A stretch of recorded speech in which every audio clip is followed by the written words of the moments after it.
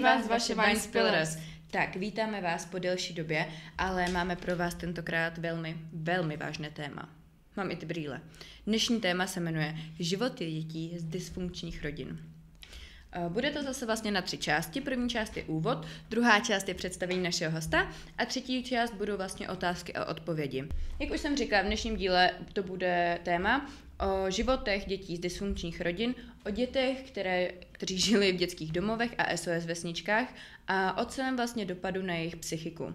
Společně otevřeme otázky, které se neříkají často nahlas. Jaké následky má obtěžování, jak děti vnímají své rodiče a s čím se musí vyrovnávat, když vyrůstají mimo klasické rodinné prostředí. Jenom bych ještě chtěla na začátek upozornit, že tohle téma může být pro některé posluchače velmi náročné, protože se budou řešit témata jako je trauma, zneužívání a psychická bolest.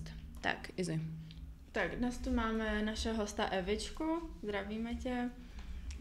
Na zdraví. Pardon. Tak a tě poprosím, aby se s nám nějak představit, říct něco o sobě. Určitě, děkuji vám za pozvání.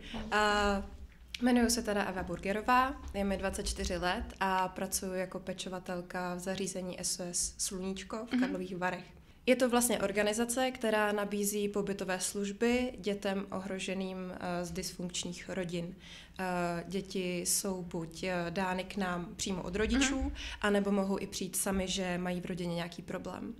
Dobře. A jakým způsobem vlastně funguje to, že to dítě přijde samo? V kolika letech to dítě může přijít, nebo to není vůbec věkově omezené? Věkově omezené to není. Jediné omezení je vlastně, že pobyt u nás mohou mít děti od 3 do 18 let. Dřív to bylo i od 0, kdy vlastně jsme měli třeba miminko z porodnice. Jo. A jinak přijít děti můžou kdykoliv, v jakémkoliv věku, ale z praxe je dáno, že chodí většinou starší děti v pubertě. Dobře. A kolik tam můžete mít maximálně dětí? Maximálně 8 dětí na skupinu.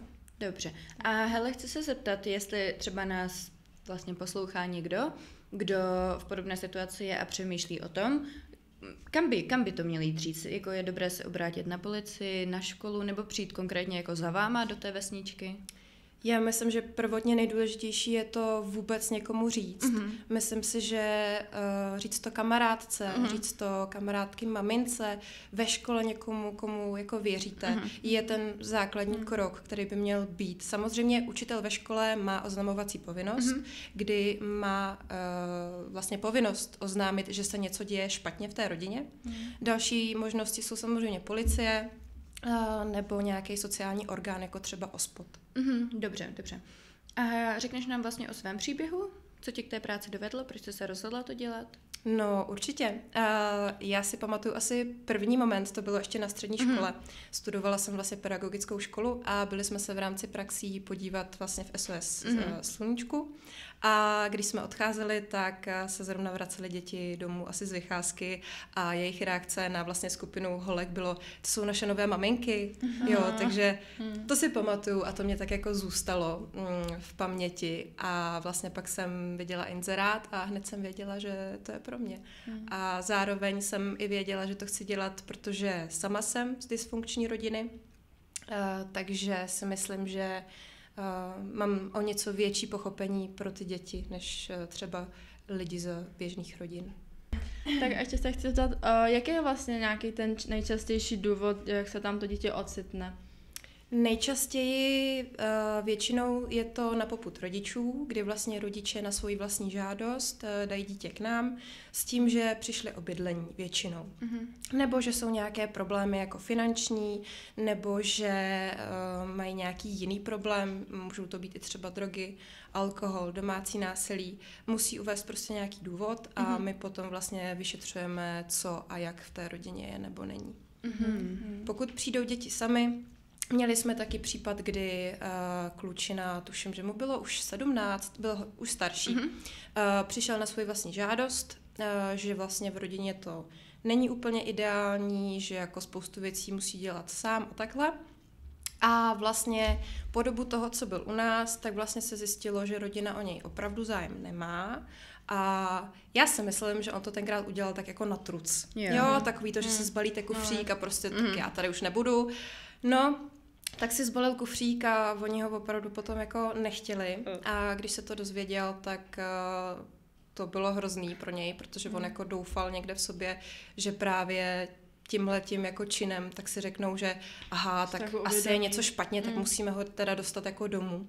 A jak dlouho u vás byl, než jako mu to vlastně došlo? U nás byl, dlouho. Myslím, že nějakých 5-6 měsíců. A ty si vlastně říkala, že teď už máte nějaký limit, jak dlouho to tam dítě může být? Ty říkala rok? Nebo... Dřív to nebylo limitovaný. Snažilo se samozřejmě dítě umístit buď do rodiny, nebo do náhradní péče do půl roka. Teď už je to stanovený zákonem, že opravdu 3 měsíce jsou základ a po prodloužení maximálně půl roku. Jo, 3 měsíce, to je docela málo. Je to docela krátká doba. To přijde jako... Je to krátká, většinou se to prodlužuje, no. Že je to ten půl rok. Jo. Ty jo. Ty jsi vlastně ještě konkrétně o tom klukovi říká, že potom vlastně úplně vypnul a přestal se vlastně snažit a úplně zanevřel. To je pravda, no. Tady vlastně je jako asi důležitý říct, že ty děti, byť je doma něco špatně, pro ně to je pořád doma. Pro ně to je to, na co jsou zvyklí. Rodiče jsou ti první lidi, co jim ukazují lásku, takže na to oni jsou zvyklí. Takže ať je v té rodině něco špatně, tak pořád oni tíhnou domů, protože to je to jediný doma, který oni znají. Jo. My tady na to vlastně máme otázku, tak já bych si na ní rovnou zeptala. Vlastně... Můžu? Jo, no. Děkuji, Izinko. Jo, chtěla jsem se zeptat, jestli vlastně...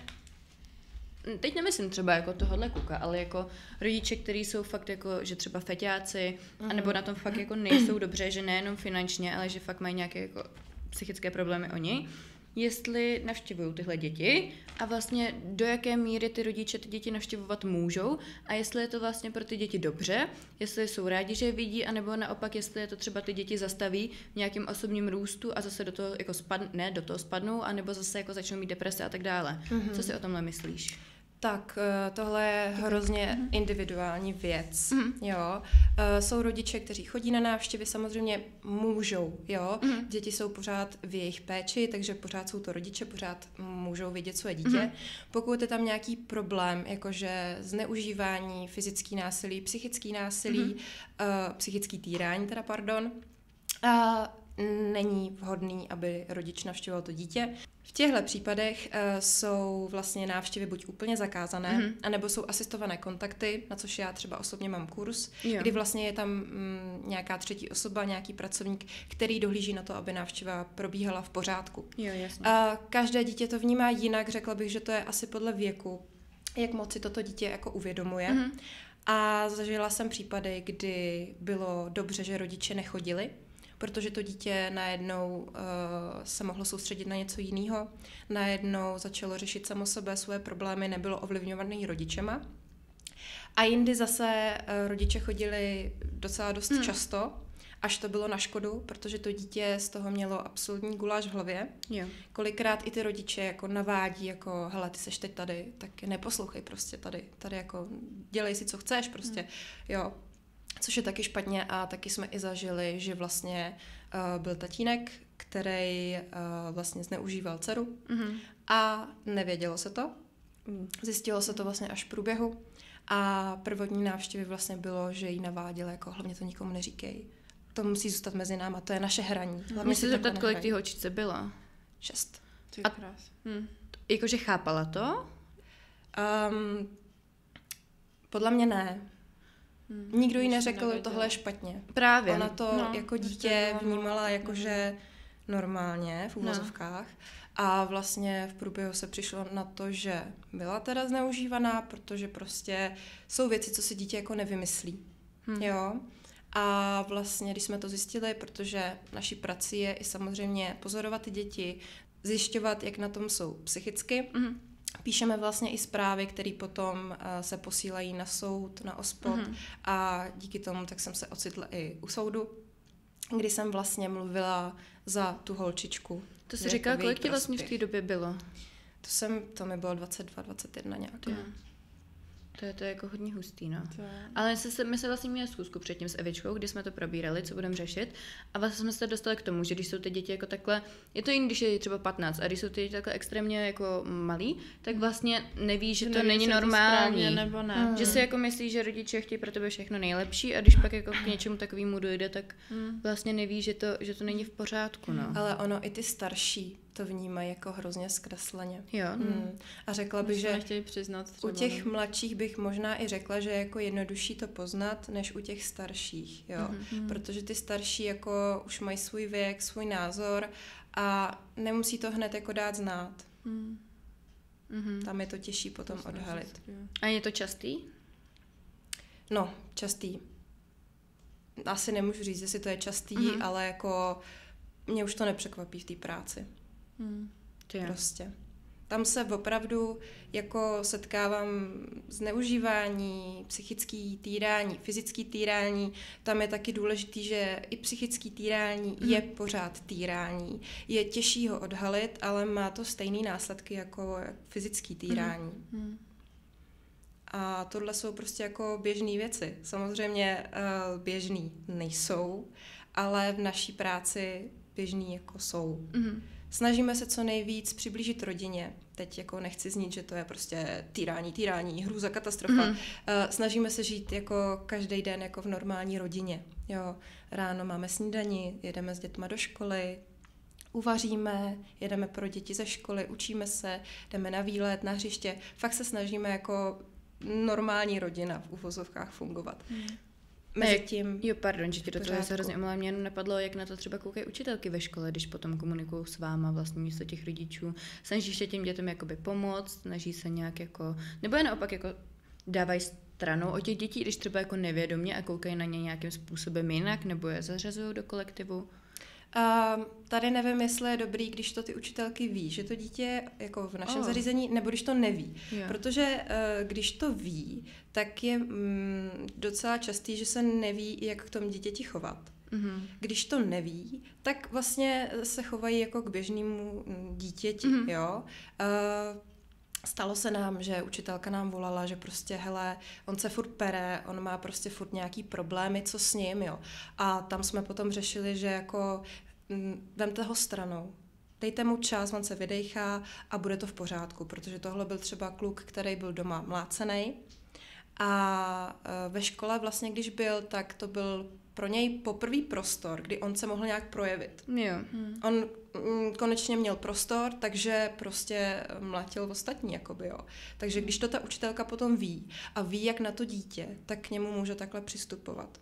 Horší potom je, když to ty učitelé neví a jako zbytečně tomu dítěti ještě jako přidávají hůř, protože já osobně nevěřím, že existují děti, jako, co se neumí chovat nebo co jsou prostě zlí. Tohle je vždycky odraz rodičů. Děti jsou zrcadla rodičů a vlastně oni odráží to, jak byl vychovávaný a to, co se jim zrovna děje. Takže když dítě zlobí, když prostě se takhle vyjadřuje, tak je to vždycky prostě nějaký volání zavnitř, že se něco děje. To je ještě mě hodně zajímalo, ty jsi vlastně říkala, nebo nezajímalo, ale vlastně překvapilo, ale dává to smysl, že děti, které jsou jako z hodně nefunkčních rodin, tak pak vlastně se z nich můžou stát většinou jenom dva typy. Buď děti, které jsou jako sami a jsou hodně introvertní a hodně se uzavírají do sebe, nebo naopak děti, které si to vlastně produkují tak, že jako až kdyby šikanují ostatní. Jako se říká třeba, nevím, jestli je to konkrétně příklad tohohle chlapečka, ale že vlastně najednou mají tu pozornost a vlastně si ji jak kdyby užívají a ještě si ji tady tím jako vybíjí. Ano. Je to tak? Ano, je to tak. To je hrozně nebo zajímavý, jako jak říkám, dává to smysl, ale docela mě to překvapilo, že vlastně. No to jsou vlastně věci z dětství, ale vemte si, že tohle se promítá do dospělosti. Vlastně všechno, co se naučíme jako děti, veškeré tyhle základy, tak potom se promítají do naší dospělosti a do toho, jak my sami se jako chováme. Jo. Ať už jako ve společnosti, nebo i potom později jako rodiče. Já jsem totiž o tom mluvila, protože já jsem Evice, jsem se viděla, říkala, že já jsem chodila vlastně na základku do 5. třídy na jednu a měli jsme tam kluka, který právě taky byl, myslím, z SOS vesničky, ale byl hrozně takový, jako jak kdybych řekla, zlomyslnej, že jako prostě na všechny práskal, že máme taháky a tak a jako snažil se furt někomu nějakým způsobem uškodit. A pak samozřejmě neměl kamarády, ale právě Evička mi vysvětlila, že je to tím, že chtěl tu pozornost a že vlastně už jako nerozeznal to, že je to špatná pozornost, že mu stačilo to, že si ho najednou někdo všímá. Tady je možná i důležitý jako to, že teda pokud je nějaký jako špatný chování, tak samozřejmě nebudeme ho tom podporovat prostě. No, jasně. Jo, když jako je agresivní nebo něco. Určitě ne. Ale spíš mu jako vysvětlit, proč se to vlastně děje. Tady je, myslím, hodně důležitý říct, že jako my nezměníme, co bylo, my nezměníme moc, co bude, ale jestli je teď něco můžeme udělat pro ty děti, tak je navíc na nějakou jako cestu, nebo aspoň minimálně jim jako dokázat otevřít oči v tom, co se vlastně děje, aby oni sami potom v tom životě mohli s tím fungovat. Protože trauma je věc, která, chtěla bych říct, že jde jako vymazat úplně. Jo. Ale spíš než vymazat, tak je důležitý to jako zpracovat a nést si to sebou, aby to bylo v nějaký jako zvladatelné formě, protože můžeme spoustu věcí vyřešit, ale nedá se všechno. Nedá se všechno a tohle jsou věci, které si člověk opravdu nese jako celý život sebou. A jestli se nemůžete, jak to máš vlastně ty, jako že už jsi s tím v pořádku, nebo jak to měla na začátku, když jsi vlastně přišla do té SOS vesničky pracovat, že si to ještě neseš sebou vlastně, nebo? To svoje trauma vlastně. To trauma, no. Já musím říct, že já jsem si hrozně uzdravila nějaký svůj jako vnitřní dítě, když jsem tam jako začala pracovat. Protože tím, že jsem se starala o ty děti a tím, že jsem jim jako rozuměla, čím si procházejí, tak jako tím jsem se hrozně uzdravila. A já vlastně jsem dítě rodičů, co se neměli rádi. Můj táta vlastně, ještě než jsem se narodila, tak věděl, že s mamkou nebude. A na tátu už jsem hodně věcí jako vytěsnila, vzpomínky. Táta vlastně vždycky vyjadřoval lásku zvláštním způsobem. Pamatuju si, že jsem chodila na psychologické vyšetření a všude mě jako takhle tahal, protože tvrdil, že nejsem normální, že proč s ním nechci trávit čas a proč nejsem taková a taková a proč s ním nechci spát vedle v posteli, jako k čemu potřebuju pokojíček a tyhle věci. Takže s tátou to bylo hodně psycho. A moje mamka pak z toho byla taky psycho. S tátou jsem zkoušela potom v dospělosti navázat nějaký kontakt, je to přece jenom jiný, než když jste děti, ale usoudila jsem, že to není člověk, kterýho bych chtěla v mém životě, takže nejsme v kontaktu. A vlastně až do mých 15 let tak byly nařízený vlastně návštěvy, že jsem ho musela vídat. Musela jsem ho vídat, protože je to biologický otec. Počkej, takže když to dítě nechce, tak jako pokud to nařídí jsou, tak ho musí vídat? Dřív to bylo tak, že vlastně dítě si ve 12 mohlo jako říct, jestli teda jo nebo ne, mělo už nějaký slovo. Ale u mě to bylo tak, že vlastně, když bych řekla, že ne, tak by odstřihl máma od peněz, že by mě poslal do nějakého ústavu, tohlensto. Takže jsem souhlasila. Jsem souhlasila a vlastně až v těch 15 mě zachránilo to, že jsem šla vlastně na střední školu. Takže to byl můj táta. A mamka vlastně z toho byla docela taky psycho. Mamka na mě byla hodně tvrdá. Mamka jako byla samoživitelka, bydleli jsme vlastně ještě s dědou a s babi, který mě hodně vychovávali. Mám ještě jednu starší ségru, která se mě vlastně brala od 3 let. A myslím si, že moje ségra, děda z baby a moje tety a strejdové jsou důvod, proč mě neodebrali z rodiny, protože ségra si mě brala domů, tety se strejdama, když přijeli, nakoupili jídlo prostě, děda z baby mě hlídali. Takže když přišla sociálka, tak vlastně bylo všechno v pořádku. Jo. Tím, že na mě mamka byla docela tvrdá, tak se mi to projevilo hodně v pubertě, kdy jsem teda nebyla nejhodnější. Promiň, mami. Ale mám třeba vzpomínku, kdy jsem chodila do hudebky, chodila jsem na tělocvik, furt jsem jako něco dělala. Měla jsem každý den minimálně 2 kroužky. Přišla jsem domů a už jsem slyšela, že je něco špatně, že zase něco není. Šla jsem mít nádobí, rozbila jsem omylem talíř, takže to byl řev, to byl konec světa. A omylem jsem se řízla. A když jsem šla za ní s tím, že teda jsem se jako trochu řízla, tak jsem dostala ještě více řváno. A takže jsem se vrátila a pořezala jsem se víc. V tomhle vlastně začalo moje svým způsobem sebepoškozování. Další věc bylo jako, dokud to neuděláš, tak není večeře. Dokud neuděláš tohle a tohle, nesplníš tohle, nebude jednička, prostě tak není. Takže to spustilo nějaký poruchy příjmu potravy. To bylo moje dospívání a vlastně nikdo to prakticky nevěděl, protože já jsem se tak snažila jí vyhovět, tak být jako dobrá, že přece si nemůžu dovolit, aby to někdo zjistil. Prostě to byla ostuda, hrozná pro mě. A došlo to do bodu, kdy vlastně spolužačky za mnou přišly, že jestli je všechno v pořádku. Že vlastně jsem dost hubená, všimli si nějakých jako škrábanců nebo něco. A v tu chvíli jsem to začala skrývat víc. Začala jsem nosit velké oblečení, začala jsem nosit větší podprsenky, aby to nebylo tolik vidět a v mém štěstí to začalo být trendy, takže jsem zapadla, protože to nosili všichni. A opravdu mě pak jako zachránila ta střední škola, no, protože kvůli poruchu příjmu potravy jsem neměla ani menstruaci, takže to se začalo řešit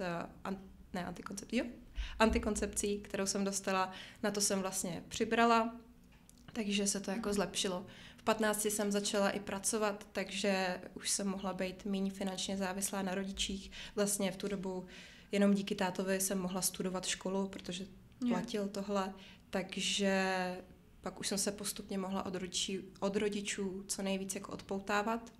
A v 18 nebo v 19 jsem se vlastně odstěhovala s přítelem do bytu. To je hrozně silný příběh. To jo. S mamkou už je to jako dobrý. Asi jsme obě potřebovali prostě dospět. Já jsem jí to trošku dala sežrat v pubertě.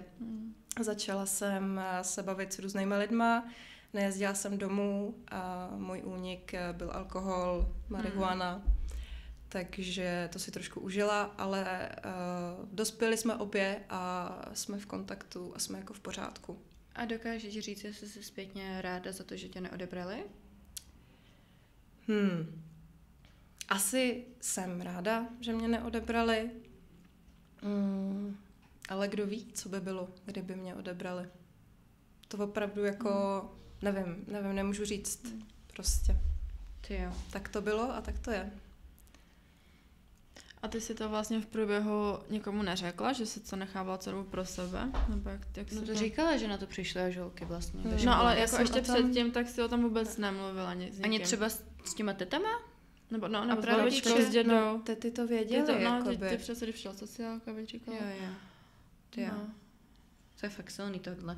A vlastně, kdyby si můžeš nějakým způsobem shrnout nějaké takové ty základní znaky toho, že dítě to doma nemá v pohodě a že je týraný, ať už vlastně to poslouchá třeba někdo, kdo si myslí, že někoho takového má ve svém okolí ve škole, anebo naopak i třeba pro ty děti, které jsou fakt jako menší a nutně vlastně si nemusí uvědomovat, vlastně neví, jestli je to OK nebo ne, to, co se doma zažívají.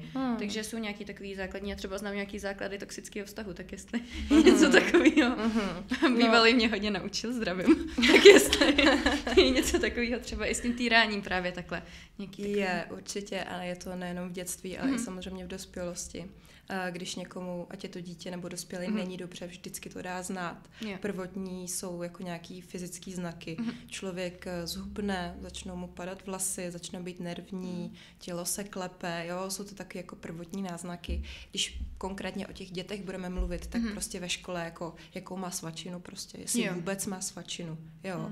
Jako nechci zase hanit sociálně slabší lidi, v tom je rozdíl, jo, být sociálně slabší a pak jako týrat dítě, to není pravidlo, že když je sociálně slabší, že tam musí být něco špatně. To určitě ne. Ale když třeba fakt tu svačinu jako nenosí do školy, tak už to jako něco značí, že jo. Jestli na tenhle podcast bude koukat můj táta, tak koukám významně. Nemám svačiny. Ne, ale teď vážně. Jo, ale jako to jsou fakt jenom takový jako znaky, ono. Nemůžeme být zase takový jako, nemá svačinu, tak to je špatně a je týraný. To jako ne.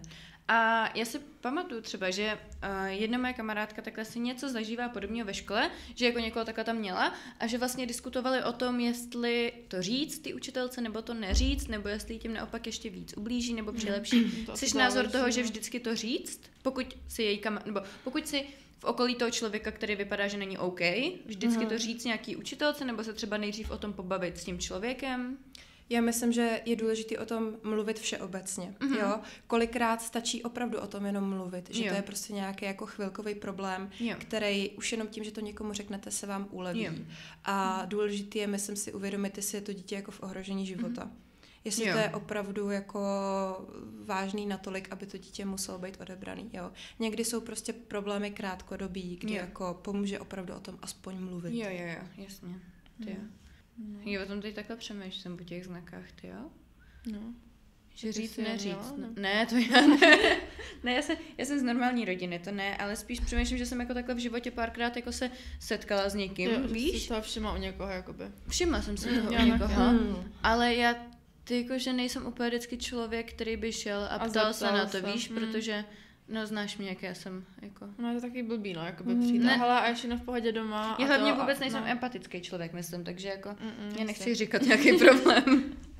Ono v tomhle ve výsledku stačí jako bejt jako v té přítomnosti toho člověka, jo? Nemusíte jako, teď mi řekni všechny svoje jako traumata, prostě já ti ne. Jako, takhle já... Prostě jako posloucháš, seš tam pro a už jenom prostě, hele, jak se máš, nebo prostě ty si nějak jako to nesvá, nebo něco.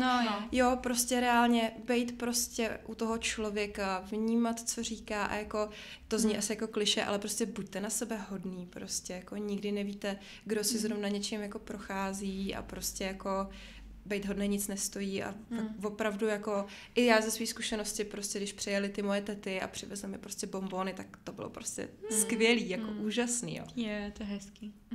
No, ale každopádně k tomu bych ještě dodala, že nejenom pokud třeba se to děje u rodičů nebo tak, ale i jako, že my jsme teď ve věku, kdy podle mě hodně řešíme kluky.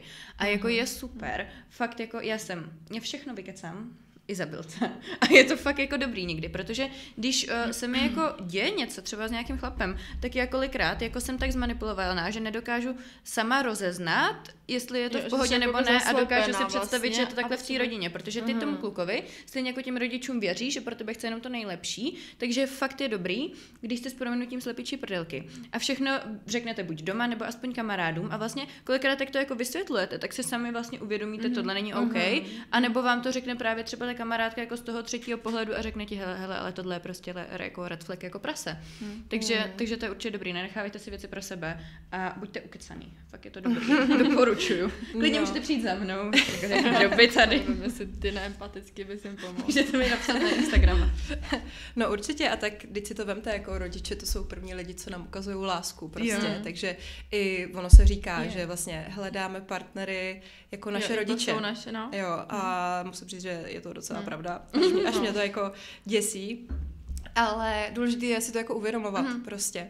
Jo, tady jako každý jako něco zažijem, ale důležité je si to jako uvědomovat, jo. Já třeba sama vím, že až budu mít děti a já miluju děti, těším se na ně hrozně, že prostě...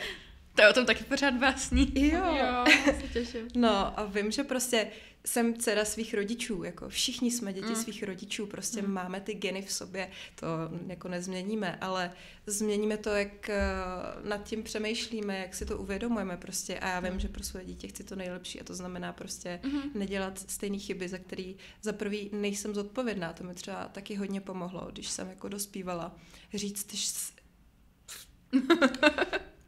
Pardon. Pohodě, no. Když jsem dospívala, tak jako říct si, že já nejsem odpovědná za špatnosti mých rodičů. Jo. A žádný dítě není odpovědný za svoje rodiče. Rodiče se rozhodli to dítě mít a jsou za něj zodpovědný do konce života prostě. Je to pravda, že často se jakoby ty děti obvinují, že to je jejich vina, že proto jsou ty rodiče takový, no. To asi jo, no. Takže tohle, když jsem se jako uvědomila a začala říkat, tak mi to hodně pomohlo. Ulehčilo mi to hodně. Že prostě já za to zodpovědná jako nejsem, to je jejich problém, ne můj. Tady potom vlastně mám ještě otázku, potom jako do té budoucnosti. Myslíš, že většina dětí se z toho jakoby vyléčí, anebo prostě drtivá většina těch dětí si to nese to trauma a nezbaví se toho a vlastně hledá si ty partnery takový, jako byly třeba jejich rodiče? Nebo... Tak já si myslím, že furt to máš jakoby nějak v sobě, ale někdo to Jako vylečí se z toho většina dětí? Potom, nebo třeba tam máte i nějaký procenta dětí, který se vlastně vrací a žijou jak kdyby stejný život jako jejich rodiče? Taky se vrací. Je to hrozně individuální a řekla bych, že asi neexistuje pravidlo na to, že to je fakt jako prostě člověk od člověka. Jo. Jsou děti, který se vrací, který touží vyloženě po té jako biologické rodině, i přesto, že třeba žili u pěstounů celý život, tak opravdu většinou v té pubertě se jako ukážou ty geny a začnou tíhnout k té jako biologické rodině. Jiný třeba vůbec. Jiný třeba nechtějí mít nic společného s biologickou rodinou a prostě žijou úplně opačný život. Takže je to různý. Je to fakt různý. Někdy kolikrát, až teprve oni sami mají děti, tak se začnou uvědomovat, co vlastně dělali nebo nedělali. Mně ještě třeba hrozně zůstal v hlavě jeden příběh, jak jsi říkala, že se tam měla tu holčičku úplně malinkou a že vám tam jako, že prostě byla z rodiny feťáků a chodila vám tam čuchat nějaký savo nebo tak. To jsme měli, nebo i osvěžovač na záchodě taky. Ježiši. Tam vždycky chodila chodbou, říkám, tady to jako úplně takhle hodně voní, prostě jako, co je. No a ona nám chodila čichat prostě, no. A kolik jí bylo? Tý bylo 8, myslím. No, to je neskutečný, že? Že prostě rodiče doma normálně přední fetovali a ona se to... Ale jsou děti, které jako jsou vedený k tomu od malička, že prodávají drogy. Berou to jako, že to je v pohodě, prostě. no. Jako ty děti prodávají drogy. Prodávají drogy, nebo chodí krást. Tak kdo by podezříval dítě na ulici? Oni jsou naučený od malička, že jdou prodávat drogy. Že jdou krást do obchodu. Oni jsou naučený. Takhle. To má a rodiče z toho potom profitujou a tím živí tu rodinu. Že? Ne, že to nich vidí, oni to přímo naučí, ty rodiče. No, jako oni je to plně i nutí dělat, protože abyste měli víc peněz, že? Protože to je jako jednodušší, no. To je úplně příšerný a já si vůbec nedokážu představit, jako jaký to dítě potom musí udělat jako posuny a pokroky, aby se z tohohle jako vyléčilo. Já jsem v šoku.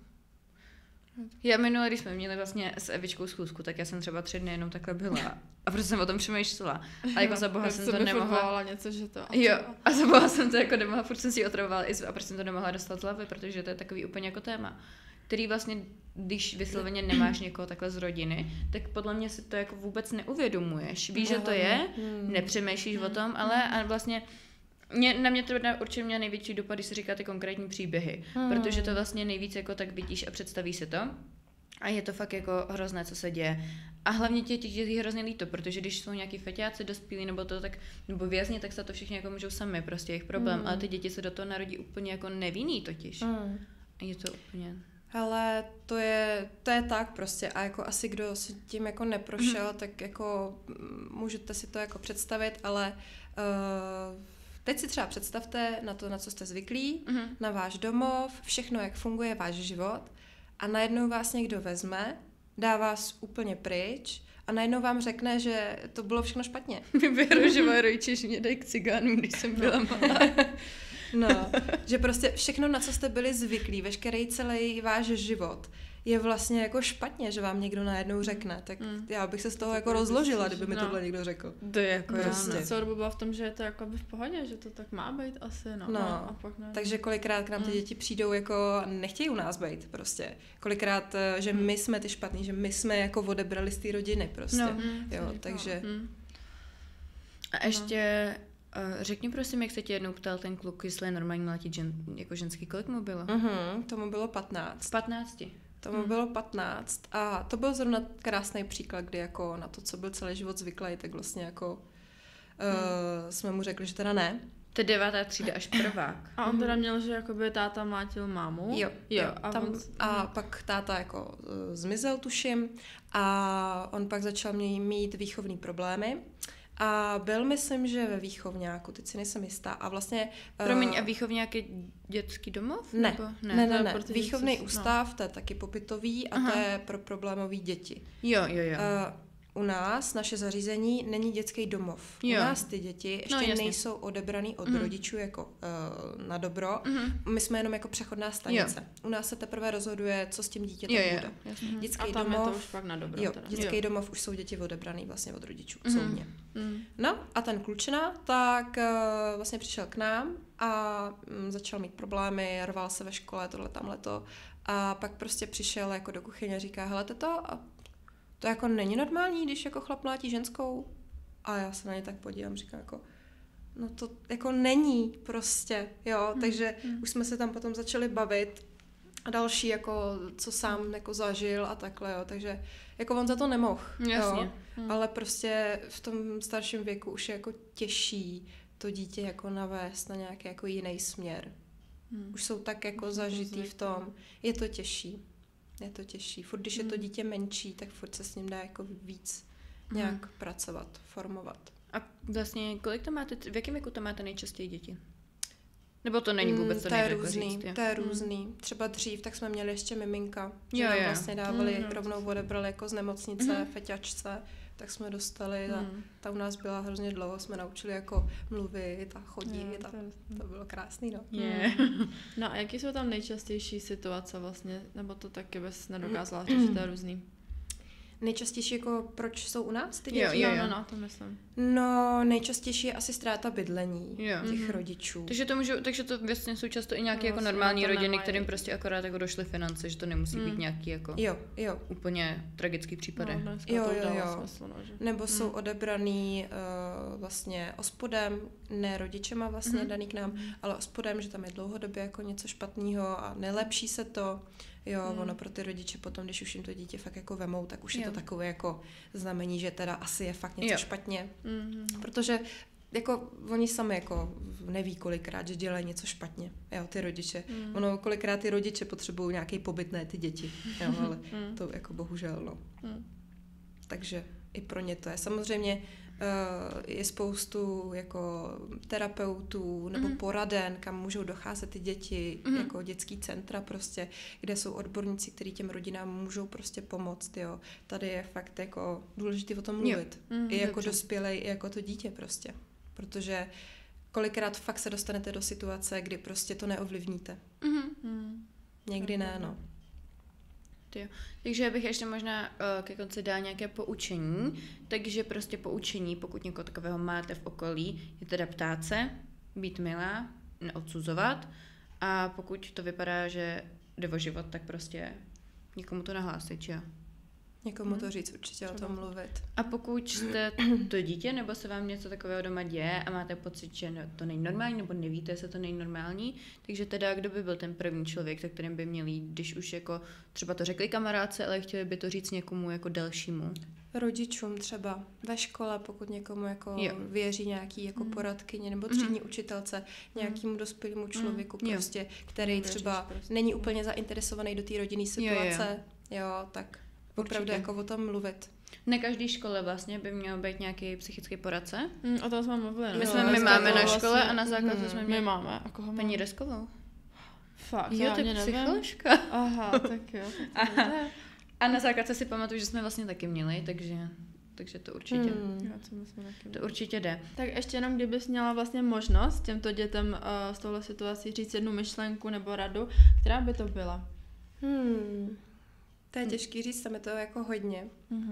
Ale asi prostě jako nebojte se, protože každý problém se dá řešit. Vždycky je důležitý o tom mluvit a už jenom to, že o tom začnete mluvit, je prostě správný krok a všechno špatný vždycky jako pomine. Vždycky. A když jsem to zvládla já, tak to zvládnou všichni. No. Takže tak zvládnete to, já vám věřím. Dnešní díl byl takový hodně emocionální, ale doufám, že o tom budete myslet. Doporučuji vám, abyste o tom přemýšleli.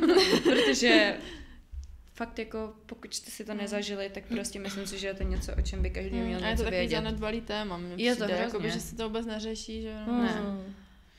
Já myslím, že v dnešní době je toho tak moc v médiích, že jako člověk už ani neví, co si může vybrat. Přitom tohle je takový jako běžný život, prostě, co se děje ve výsledku každému z nás, nebo minimálně známe vždycky někoho z našeho okolí, kdo třeba víme o něm, že prostě tam asi něco nebylo jako v pohodě.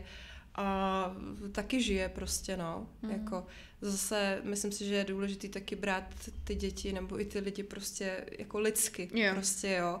Neukazovat ně prstem nebo něco, prostě všichni jsme lidi a ve výsledku to dělá z nás to, jaký jsme dneska. Záleží jenom, jak si to uvědomujeme. Dobře. Já vím, že tohle není úplně jako asi sexy téma, ale prostě přepošlete to, pokud si myslíte, že někdo si tím prochází. A i kdyby tohle mělo pomoct prostě 1-2 lidem, kteří si to procházejí nebo prošli, tak prostě jsem za to ráda. Protože se tady trochu z našeho podcastu chtěla charita, ale to nevadí. Pomáháme lidem a budeme pomáhat nadále. Amen. Tak. Tak jo, tak hrozně ti děkujeme, Evičko, že jsi dorazila. Děkujeme, že jsi se takhle podělila a hlavně fakt jako upřímně děkujeme, že jsi tak řekla ten svůj příběh, že jsi se nebála, že jsi to takhle pustila světu a jsme nadšený. Chceš ještě něco dodat? Já vám moc děkuju. Tohle bylo vlastně poprvé, kdy jsem o tom mluvila, takhle jako v celku a poprvé jako veřejně, no. Jo. Ale neříkám to s tím, jako že teď mě litujte, prostě. To vůbec, ale třeba, když to někdo uslyší, tak si řekne, jo, tak já to taky zvládnu prostě. Ona to zvládla, tak já to můžu zvládnout taky. Jo, můžete. A budu ráda, no, když se to dostane co nejvíc a hlavně i jako k dospělosti prostě ve výsledku. Fakt i ty naši partneři, který si hledáme, tak si je hledáme na základě něčeho. To je trauma zase na další podcast. Máme další typ na podcast. No. Tak jo, no. Tak jo, takže děkujeme. Vás zdravíme. Doufám, že jste to dokoukali do konce. Pokud ne, tak se příště poučte. A přeju vám hezký den a tobě taky, Evičko. Děkuju. Já děkuju tak jo. vám. Ahoj. Mějte se.